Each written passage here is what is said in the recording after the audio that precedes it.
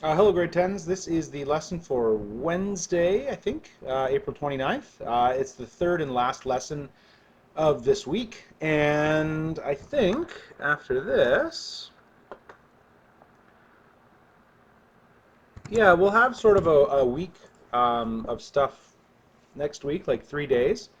Um, some of it will be review for sure. And then the following week, there'll be a test posted on the Monday or Tuesday, and again, I'll give you to the end of that week to complete it. And then we will have one more unit of quadratics. So 4 quadratics units in this course. It's half the course. It's important stuff. You really need it in grade 11. So again, make sure you're doing this work, you're watching the lessons, and you're trying the problems when I say to pause. I think if you just watch this and don't try anything, I don't think anything's going to really sink in. And yeah, you might get through the tests and stuff this year because you're at home online and uh, whatever. But next year, I think you'll really feel it if you don't put some effort in now. So that's my advice. I've said it a couple times. I'm just going to say it again. All right. We've been asked to draw a rough sketch of this parabola with vertiform equation. That should be vertex. So a typo, obviously. Y equals negative 0.5 bracket x plus 4 squared plus 18. So the way we were doing this yesterday, and what I'm doing here is I'm assuming you don't have an actual grid with you or graph paper. If you do, this will be an easier process, of course, but I'm just going to go ahead and pretend that you don't. So first of all, the zeros are x equal, oh sorry, we don't know the zeros. We know the vertex because it's vertex form. This is going to be negative 4, comma 18. And if you didn't know that, you really need to watch yesterday's lesson first, because that's the key to everything for the rest of this unit, is knowing the vertex and being able to pick it out. So I'm going to go like this, 4, and I'm going to say this is 4, comma 18, but of course it's negative 4, comma 18, so I'll move it over here. Okay. Sorry, I'm a little tired. I don't usually record this early, but here I am. All right, so negative 4, comma 18 is the vertex. Okay, and now we need to find some more points. And I've said here, identify the zeros, y-intercept, and vertex. Well, we did the vertex. So let's try to graph some more points and see if maybe we can find the zeros and see if we can find the y-intercept. So the step pattern, remember, the normal step pattern is 1, 3, 5, 7. And all we do is we multiply each step by the a value, or negative 0.5. So we get negative 0.5, negative 1.5, negative 2.5, negative 3.5. And then it would be negative 4.5, etc. So we go over 1, down 0.5. So this will be 17.5. And this will be negative 3. So over 1 to negative 2. And then we go down 1.5. So this is negative 4, negative 3, negative 2. Over 1 to negative 1. Down 2.5. Okay. And then over 1. And this is going to be 0. So this is where we'll find our y-intercept. But first, let's see what our y value is at. So we went down half to 17.5, down 1.5 to 16, down 2.5 to 13.5, and now we're going to go down 3.5, which I think will bring us to 10. So this doesn't look quite right. That x-axis isn't in quite the right spot. But I'm going to say this is 10. And I can check that pretty easily, right? Because we know that the y-intercept happens when x equals 0. So if I sub a 0 in there, 0 plus 4 is 4 squared plus 18. So this is going to be negative 0.5 times 16 plus 18. Half of 16 is 8, so negative 8 plus 18 is 10. So that's correct. That's the y-intercept. And now, if we're going to get the zeros, we have to go down again at least once. So over 1, down 4.5. So if we're at 10 and we go down 4.5, we are at 5.5. The next step is down 5.5. So there you go. If we go down one more time, that's going to be our x-axis, and this is going to be our 0. So let's look at the x value. So this is -4, -3, -2, -1, 0, 1, 2. So it looks like one of the zeros is 2. And now what we can do for the rest of the points is reflect all these points across the x-axis, across the axis of symmetry, pardon me. And again, it's a rough graph. So my exact points don't matter, but now I'm going to use the same idea here. Start at -4, and I go over 1 each time, and I'll find out what the other 0 is. So -5, -6, -7, -8, -9. Looks like this is -10. I'm going to draw my curve here. And it's pretty ugly because I didn't have a grid. And you can imagine if you had a grid, graphing this would not be that difficult. So it looks to me, I'm not sure what that was. It looks to me like the y-intercept is 0, 10, or y = 10. Either way is fine. And the zeros are -10 and 2. So let's graph this in Desmos and see if we're right.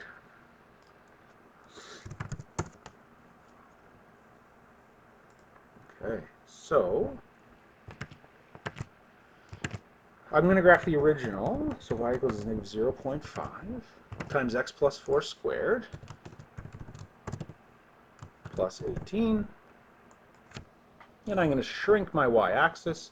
So first, let's check the vertex. I'm sure that one's correct because that's the easy stuff. -4, 18, correct. The y-intercept, 10. The zeros, -10 and 2. So there you go, a perfect graph. And really, if you're feeling a bit overwhelmed by figuring out the y-intercept and the zeros, when I give this to you on a test, I'm going to give you a grid, so you're not going to have to do all this work.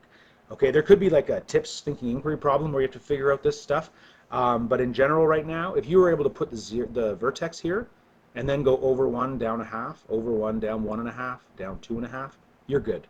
So don't worry about the y-intercept and the zeros.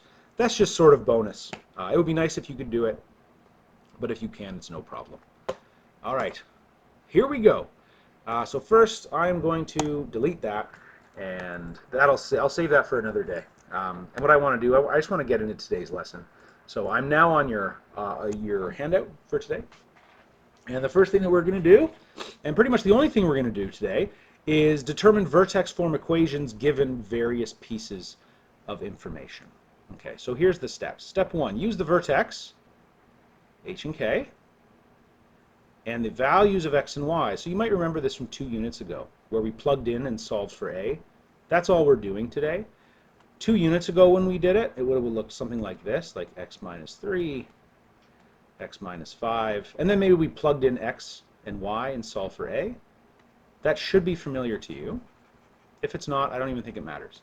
But today, we're not given the zeros, so we don't use factored form. Instead, we're given the vertex.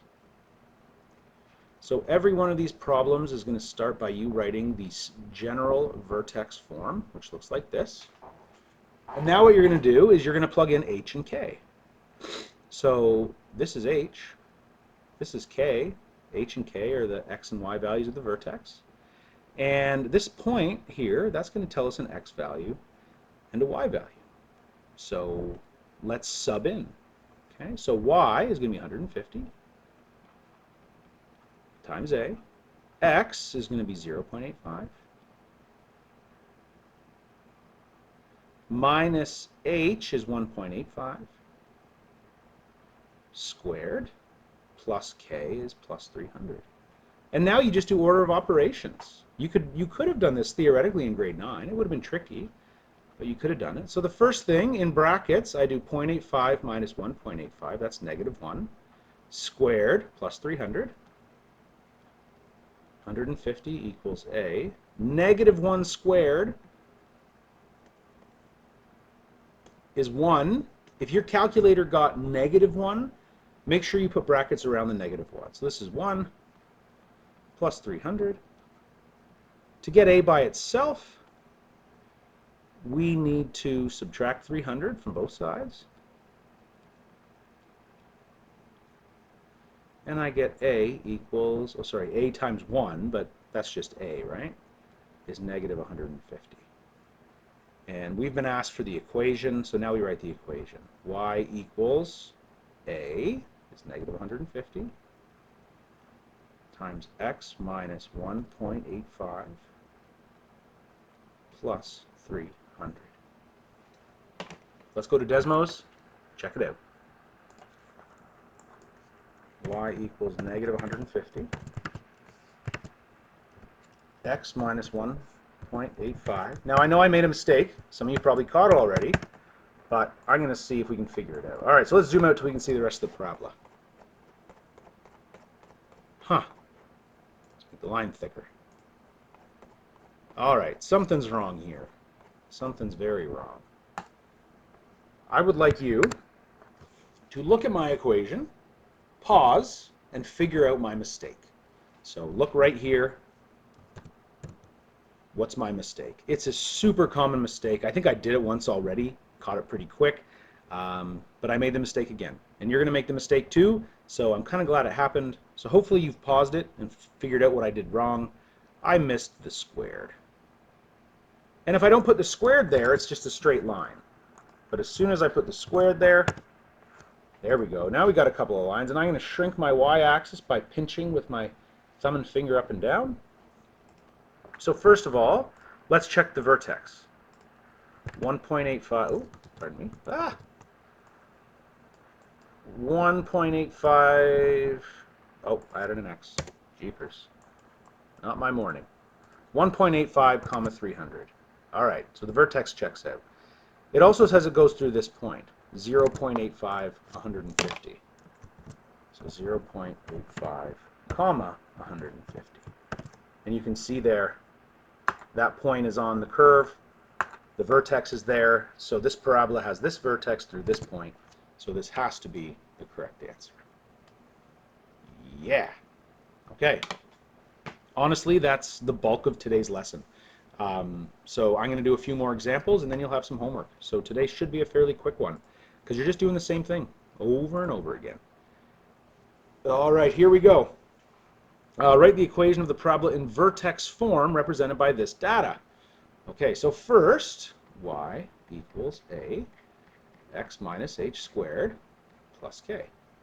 Now, ideally, we would find the vertex and start from there, because if we can get the vertex right off the bat,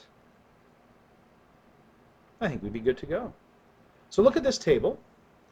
Tell me if you can figure, I guess don't tell me because I'm not with you, but try to figure out the vertex and pause and try and figure out the vertex now.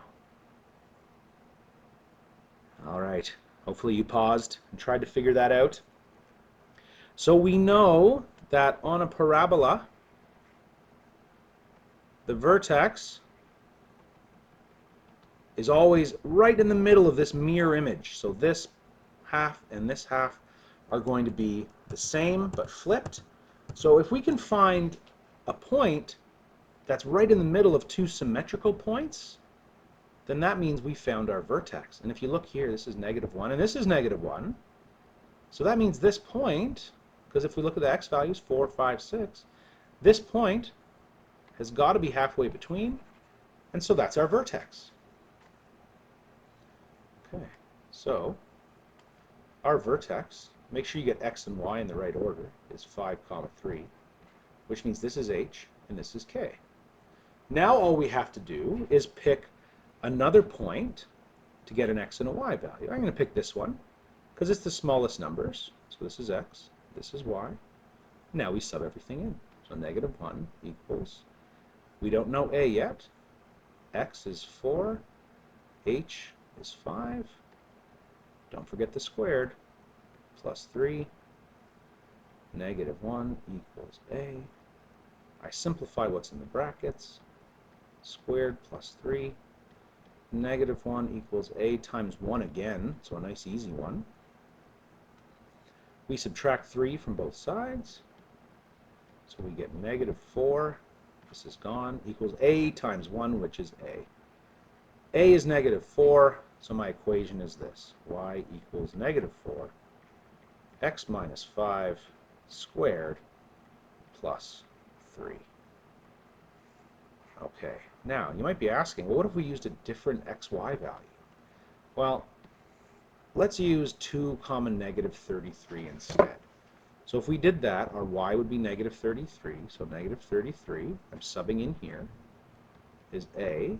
X is 2, minus h is 5, squared, plus k is plus 3. So I simplify what's in the brackets. 2 minus 5 is negative 3 squared. And you don't have to show this many steps. I probably would have done 2 minus 5, gotten negative 3, and then squared it to 9 and skipped a step. But since it's only our second time through an example, I'm going to keep going and do everything. Okay. Now I got to subtract 3 from both sides.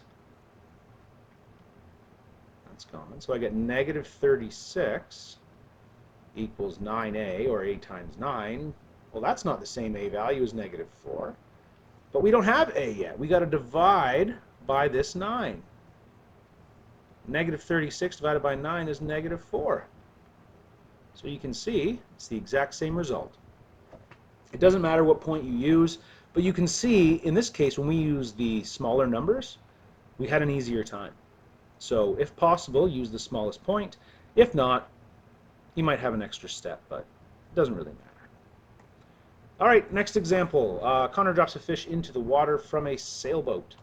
The fish drops below the surface of the water and reaches a depth of negative 28 meters when it's 3 meters from the edge of the boat.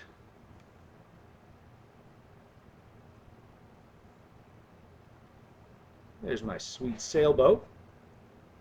Maximum depth of negative 64, 6. Okay, so you might be wondering, well, how is this quadratic, right? Well, I mean, there's two things we could do. Here we could assume that it falls like this. I mean, it wouldn't come back up probably. And maybe there's a current underneath, so it's getting pushed back. Or we could think about dropping an object. And if you drop an object, it's going to go faster and faster as it falls. And that would actually form a quadratic curve. But because we're in quadratics, you know this is quadratic. Just draw it like this. Okay? And you can just draw the whole curve if you want. Just like that. Now it's not going to come back up necessarily. Maybe the fish is like knocked out. It's knocked out cold and it falls. And then it gets to the bottom, it's like, ooh, and then it swims up. But I mean, none of that really matters here. All that matters is that we need to label our points. So the key here is to look for the word maximum. Okay, so if you look for the word maximum, depth, which would be the lowest it goes, then that's going to be our vertex. Now the key is to put these numbers in the right place, right? So the depth is negative 64, so that's going to be the y value. So the x is 6 meters from the boat, right? 6 meters from the boat. And negative 64 is the y value. And then we should have another point, and we do. So it's 28 meters below when it's 3 meters from the edge of the boat. So let's put that about there, and this will be 3, negative 28. And now it becomes the exact same problem as before. This is our vertex, so we have h and k. And this is our point, so we have x and y. So what I would like you to do is pause the video, sub everything in, solve for a. And then unpause it, see if you got the right answer. And just remember, once you get a, you need to write the equation. Okay, so hopefully you paused it and tried it. So in this case, y is negative 28. We don't know a. X is 3. H is 6. and k is negative 64. Okay, so negative 28 equals a. 3 minus 6 is negative 3, squared is 9. So I'm just going to skip a step there, because I would encourage you to skip steps. It does save time. And then we're going to add 64 to both sides. So negative 28 plus 64 is 36. A times 9 is 9a. We divide by 9 on both sides. In this case, we get a is 4. So a is positive 4 this time. In the previous example, a was negative, and in the example before a was negative. So we finally have a diagram to look at here, and I guess the question is, does it make sense that a is positive here? And I would want you to say, yes, it does, because the curve opens up. Okay, so then our equation, I'm going to say h equals 4. And instead of x, I'm going to say d minus 6 squared, because h is 6, minus 64. Now, you might be wondering, why did I change y and x to h and d? Well, because I'm doing the height. I guess I should have done the depth. But I use d here for the distance from the boat. If you said y and x, that's totally fine. No worries at all. Okay, we have one more example. And I would like you to try this example on your own and then unpause the video. This is what I would do in class, so I'd like to do it here as well. So please pause, try this example. You got a lot of information here, and I want it in Vertex form. Okay, good luck. All right, so hopefully you did that. Again, we want Vertex form, so I'm just going to write y equals a, x minus h squared plus k. Now, you might have noticed that we have the zeros this time, and that might have thrown you for a bit of a loop, right? Because we have more information than we need here. So what I would do is I would just focus on first, the vertex is 1, negative 12, so this is h and this is k. And then just pick any one of these points and go from there. So negative 1 or 3, 0. I'm going to pick that one. Don't get worried if you picked a different point. It's still just the same. I picked this one because there's no negatives, and negatives are the worst. So if I pick this point, y is 0. A, we don't know. X is 3 minus h is 1 squared plus k is negative 12. Okay, so first we do what's in brackets. 3 minus 1 is 2. 2 squared is 4 minus 12. Now I add 12 to both sides, and I get 12 equals 4a. I divide both sides by 4, and I get a equals 3. So if a equals 3, my step pattern, instead of 1, 3, 5, would be over 1, up 1, 2, 3. So 1, 3, 5, so it would be 3, 9. So over 1, up 1, 2, 3, 4, 5, 6, 7, 8, 9. Just like that. So here's an interesting thing. You know the vertex, and check this out. If you go over 1 to get to the next point, you go up 1, 2, 3.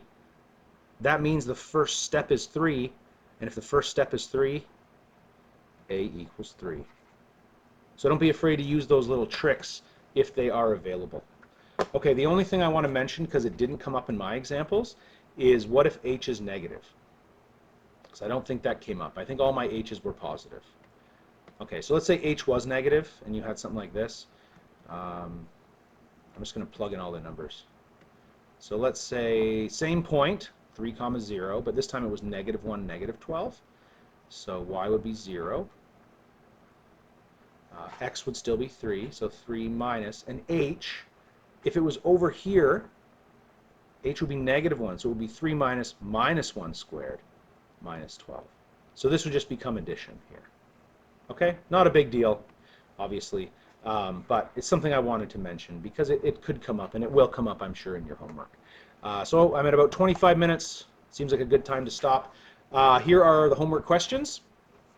And I will post a little Google quiz sort of covering the 3 things in the unit so far, so that you can make sure that you're on track in our new unit, which will finish next week, and the test will be the start of the next week. Okay, folks, good luck.